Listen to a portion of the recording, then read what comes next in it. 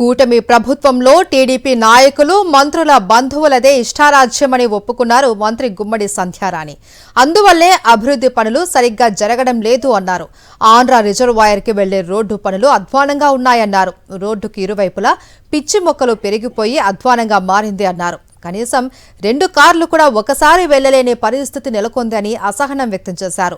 సాలూరు నియోజకవర్గంలోని అధికార యంత్రాంగమంతా తన చుట్టాలు బంధువులే అన్నారు. అందువల్లే లైట్ గా తీసుకుంటున్నారని, పనులేవీ సరిగ్గా జరగడం లేదు అన్నారు మంత్రి సంధ్యారాణి. కనీసం 2 కార్లు ఒకేసారి వస్తే కూడా ఒక కారు రావడానికి స్థలం లేదు. అటు ఇటు మొక్కలు పిచ్చి మొక్కలు అలా ఉండేటప్పుడు ఎవరైనా అడుగుతారు.